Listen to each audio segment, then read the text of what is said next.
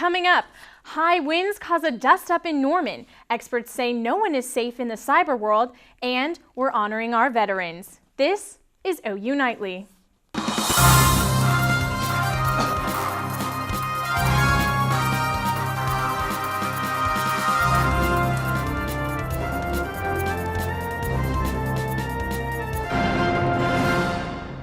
It's Veterans Day across America today, and much of the country has joined hands in honoring the men and women who have served our country. The University of Oklahoma honored the sacrifices of Americans veterans this morning at a ceremony on the North Oval. President Boren, along with the Student Veterans Association and a small group of onlookers, took time to thank those who served. As the morning breeze whipped across the Oval, Boren paid respects to First Lieutenant David Wright, an OU graduate who was killed while in Afghanistan in 2009. Boren thanked those who devoted their time to the military. But above all, we at the University of Oklahoma come together today to say that here, at this place, at this university, we will never forget what they have done for us. On Sunday, the city of Norman kicked off the Veterans Appreciation Week with its annual Veterans Parade. The parade wound its way through town and ended at Reeves Park for the memorial service, where nearly 200 residents honored both living and fallen veterans. But I was trained as a medical service specialist, and I got to see a lot of the aftermath. And like I said, it's tough. I feel sometimes there's no way I can measure up my service as compared to some of these others that have really been in it. I feel like I did my part, but it's not to the extreme of a lot of these other guys, and I will take my hat off every day to them. So. After leaving the military, many veterans attend college. I sat down with one OU student veteran to find out what OU is doing to help them. It's been amazing how accepting the entire OU community has been from the first day I stepped on campus. Taylor Kelling served 10 years in the United States Air Force before coming to OU, and with his help in student government, a bill was passed creating Veterans Appreciation Week. OU is number 5 in the country, according to U.S. News & World Report for veteran students. So we already are at the top of our game, and I wanted to make us better. While OU has different services and monuments for veterans on campus, some believe more can be done to better serve these brave men and women. One of the things I think that would make the most lasting difference on campus for veteran students would be if we had a veteran center. That's the next step on how the OU campus can really jump and start to really cater to our veterans on a whole different level. In uniform, servicemen and women are thanked constantly, but here at OU, they are virtually invisible. And although they are unseen, they do want to be heard. If I could ask the student body, it's find out who you're going to class with, because you never know the veteran that's 3 seats down or next to you and what life experience he has that he might be able to share with you at that class. Student veterans are also teaming up with the OKC Homeless Alliance this weekend. They need items such as hygiene items, new socks, and lightly worn jackets. For a list of donation locations and to learn more about volunteering for the Student Veterans Association, visit ou.edu/veterans. Now, just to paraphrase, the wind has been sweeping across the plains today. That's right, Amy. Gusts from nearly 60 to 40 miles per hour are commonplace this afternoon. A few bursts in Norman have reached nearly 50 miles per hour, but today's winds is more than a nuisance. At the Norman I-35 construction site, wind kicked up clouds of dust, and state air quality investigators cited contractors. OU Nightly found one water truck attempting to hold down the grit, but it was a losing battle. The wind whipped the dirt, obscuring visibility for drivers on I-35 and also on some of the ramps around the project. Now, Braden, what is going on with this wind? Where is it coming from? Dylan, Amy, I have one word for you: Iowa. I'll tell you why Iowa here in just a second, but today I get to play Picasso a little bit.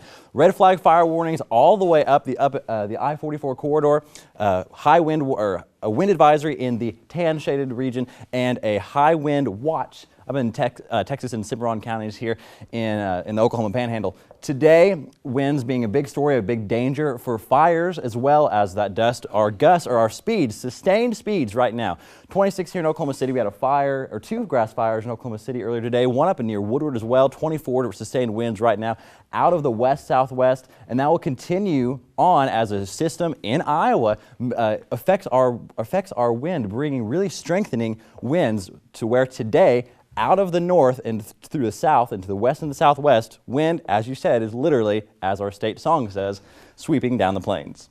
But coming up in Maine weather, after that system moves on out, we will have our first frost in sight with a cool front that is accompanying it, and I'll have a look at our 7-day forecast and also to tell you why Veterans Day is just as important in weather history here in Oklahoma. But for now, back to the desk. Thanks, Braden. OUPD says an OU student reported being sexually assaulted October 25th. The Monday police report states the alleged assault took place in an OU dorm room while the female student was unable to give consent.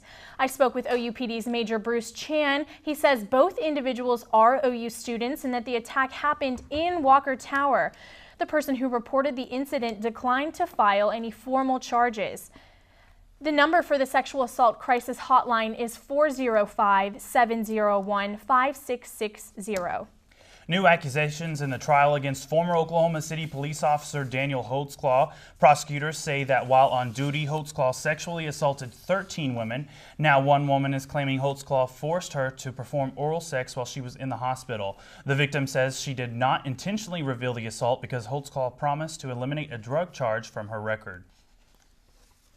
OU Nightly's Tyler Jones joins us now in the News Center. And Tyler, the number of migrants flocking to Europe has been staggering.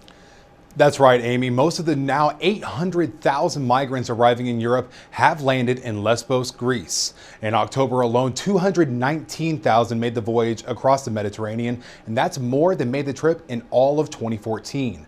The migration across the Mediterranean is a treacherous one, claiming a record 3,400 lives so far this year. And Spain's constitutional court is blocking the Catalonia region in northeast Spain from moving toward independence.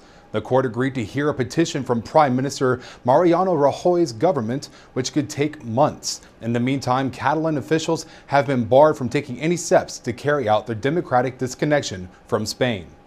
And 9 people in Akron, Ohio died when their charter plane crashed into an apartment complex. No residents of the apartment complex were injured, but several are left homeless. The victims include the pilot, co-pilot, and 7 employees of the Florida-based real estate company. And that's what's happening around the world. Now back to the OU Nightly News Desk. Amy. Thanks, Tyler. An OU law professor received an award for his contributions to the field of oil and gas law. Owen Anderson received the Eugene Kuntz Award last week at a conference on natural resource law and policy. The award was named after Kuntz, who was one of the fathers of oil and gas legislation. Anderson has taught various subjects on oil and gas law since 1979. And still ahead on OU Nightly, the world of agriculture is about to get a remodel. And could the internet be dangerous? We'll have tips on how to protect yourself online.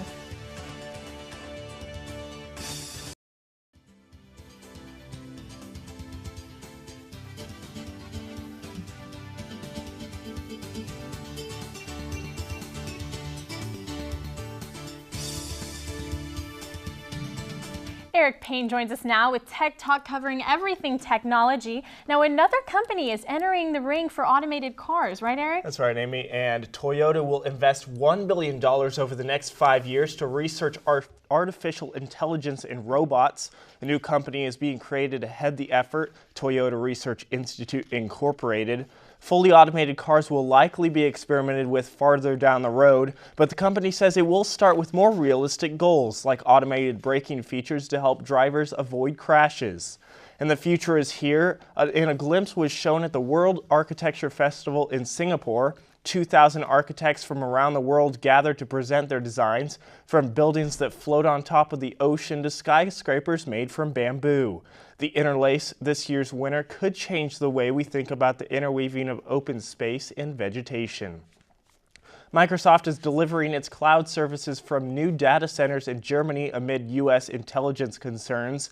The move comes after German concerns about U.S. surveillance having access to their information. Microsoft will not have any control over the data. Dutch telecom subsidiary T-Systems will instead act as a data trustee. Service should be available the second half of 2016. And today on Tech Talk, people are aware of keeping their belongings safe from intruders, but what about the information online? OU Nightly's Hunter McKee spoke with an expert who says no one is really safe in cyber world. Trillions of bits of information stored in our world's computers, information that can help or hurt if it's compromised. Just last summer, 21.9 million federal employees had their information stolen. If federal agencies can't prevent cyber attacks, how can a university? We're trying to make it as safe as we can, but nothing is going to be foolproof. It might not be a certain software that can protect us, but rather the user. We talk about being good global citizens as far as graduates of OU. It's sort of the same thing in cyberspace. Office 365 is the software used on the OU campus, which the university feels comfortable with. But no one is fully secure. The question is not whether it will happen to you, that you download something that you don't want, but when it's going to happen. These cyber attacks can happen from anywhere, so be sure you don't post anything online that you wouldn't want to become public knowledge. There's only so much we can do with technology in the cloud or on-premise here on campus. It looks like the answer to these problems is to be prepared and know that once something is put out in the cyber realms, it's there forever. Use the resources, right, that are around you. So university provides great resources, so utilize them. In that case, you're not alone. So if you do get hacked, contact the OU security team for help. Hunter McKee, OU Nightly. You got to be careful these days on the internet, right, Eric? Definitely. Yeah, well, thank you so much. And Braden Long is standing by with your full weather forecast. Braden, what's coming up? Amy, well, windy conditions right now. Live shot of Gaylord Family Oklahoma Memorial Stadium. But with a blizzard in Colorado, I'll update you on what's going on out there and how it will affect us coming up. Good evening. Welcome back to OU Nightly. I'm Braden Long with your weather. Taking a look outside at OU football stadium. It's clear skies, sunny skies. It's windy, but at least temperatures are nice.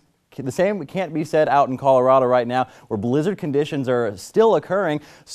Inches of snow have been falling all day long out in the Rockies, really impacting the local areas, Denver to the south, and really most of the eastern half of the state. This is a part of a cold front that's currently now moved its way across Oklahoma as well, a part of the system that's centered up north and will continue to impact us later on tonight and even into the weekend. Right now, 70 degrees in Norman, gusty winds gusting to near 40 miles per hour under sunny skies. 70 degrees, which is above average this time of year, but just a little bit. Our average high is about 64 degrees, but why Veterans Day today is so important here in Oklahoma history is that in weather, it set a record high and a record low temperature on the same day. Back in 1911, we went from 17 degrees to 83 in one day. I don't know about you, but that's an awful large temperature swing even for storms in Colorado down to weather here. Bigger temperature swing than that right now. As warm as we've been, we'll revisit our frost timeline because we are still well behind for when we see our usual first average frost. Northwestern Oklahoma has seen theirs long and gone.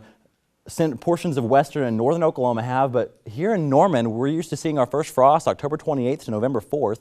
It's November 11th, we haven't seen it, and later on the 7-day forecast, we have our first chance of it, but it's just because we've been above average this time of year, really in our lows. Our lows have been in the upper 40s, low 50s, and we're supposed to be right about 40, really getting into our second full week in November and cooling down further on as we go throughout the month of November. So while our temperatures, our highs are nice, our lows are still above average, so that's why we haven't seen our first frost yet. But with the cold front that's coming through tonight, we have a higher likelihood of seeing that first or later on in the 7-day forecast, with storms coming up early next week as well as strong winds continue tonight. Evening planner, 7 p.m., 55 degrees, windy conditions, clear skies, cooling down to 45.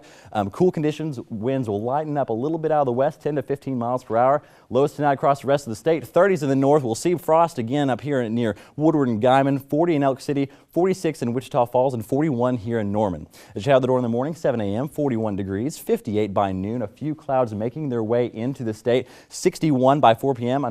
with pleasant conditions. Highs tomorrow, 60s for the most part. 63 in Ardmore, 61 in Norman, 59 and 58 out in the Oklahoma Panhandle. The 7-day forecast will cool down a little bit later on or into the weekend. Not much. 62 on Saturday, 60 on Sunday. But we have another storm chance coming into Sunday, Monday, and even into Tuesday, guys. So it's just something to watch out for as we keep going on further on in November and near Thanksgiving. You know, I'm looking forward to that first frost, though. Yeah, when we step out here, that little crunch as you as you go out onto the grass. You know, it's nice. Nice transition to winter. Well, thanks, Brayden. Haley Huey is here with a look at what's coming up in the college football playoff rankings. Haley? That's right, Dylan. The college football rankings were released last night, and we'll show you how well the Big 12 ended up. And the Sooners defense looked to set a bear trap in Waco Saturday. Sports is straight ahead. Welcome back. This is OU Nightly Sports. I'm Haley Huey. A much anticipated weekend for OU football fans. The Sooners are making the trip down to Waco to take on Baylor. OU's defense will be facing their toughest challenge yet this season, going up against the Bears' offense. True freshman quarterback Jarrett Stidham had a good game last week against Kansas State, taking Seth Russell's spot after a neck injury. But the real challenge for OU's secondary will be covering wide receiver Corey Coleman. However, OU has the #1 defense in the Big 12 and has prepared all week for this Saturday. It's a very complicated, you know, it may seem simplistic, but it's very complicated when you really set your defense up against these guys. They got a lot of answers, and that's why they're #1 offense in the country, because they got answers for a lot of things, and that's why they've been so good, and they do such a great job. If you stop the run and get them in predictable situations like you do every team in the country, they're going to have to give you time where they're going to have to sit back and read those progressions, and that's when the pressure is going to be applied on them on a young quarterback.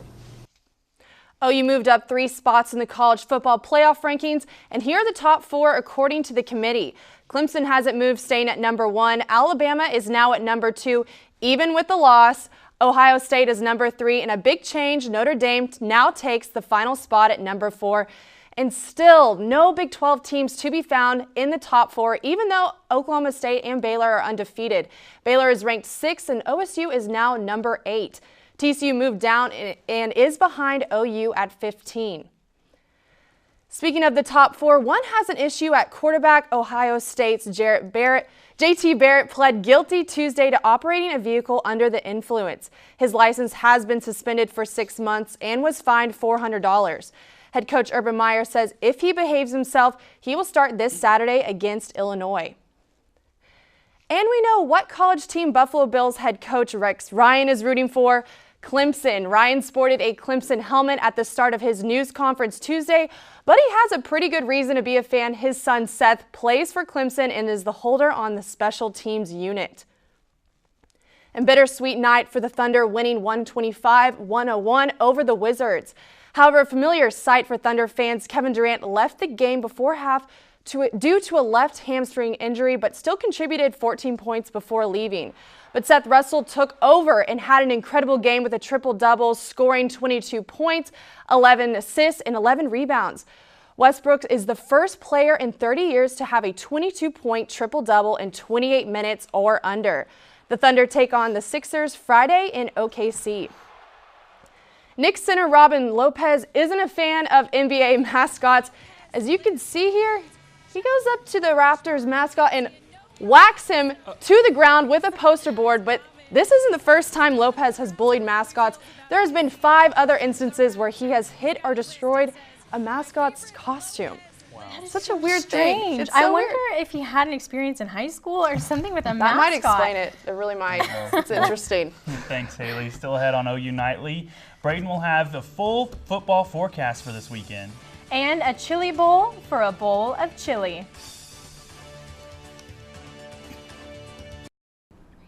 I'm Delaney Phillips at the OU Nightly Update Desk. The no tipping movement is picking up some steam. Joe's Crab Shack is the first major chain to eliminate tipping. In 18 of its restaurants, workers will earn more money instead. The Corporation Commission has declared Oklahoma the earthquake capital of the world. Geologists blame the rash of quakes on wastewater injections by the energy industry. As a precaution, state officials have shut down some operations. That's it for now. Back to you in the studio. Crafting the perfect pot of chili can be a challenge, but OU's Red Clay faction has it down to an art. The Fred Jones Jr. School of Art earlier today hosted the 8th annual Chili Bowl Cook-Off. The Red Clay faction, OU's ceramic art organization, handcrafted bowls for the occasion. For $15, patrons enjoyed a serving of chili and the bowl it came in. All proceeds from the event will help fund scholarships for students. What a great story. Braden, what's the weather looking like right now? Well, actually for OU Baylor this weekend, but if you're heading down to Waco, tailgate 63 degrees. A few showers are possible by kickoff 7:30, 64 degrees. 58 by our fourth quarter, partly cloudy skies otherwise. Great weather for a bowl of chili if you're heading out down to Waco. Good to see. Well, thank you for watching OU Nightly, brought to you by the Gaylord College. See you tomorrow.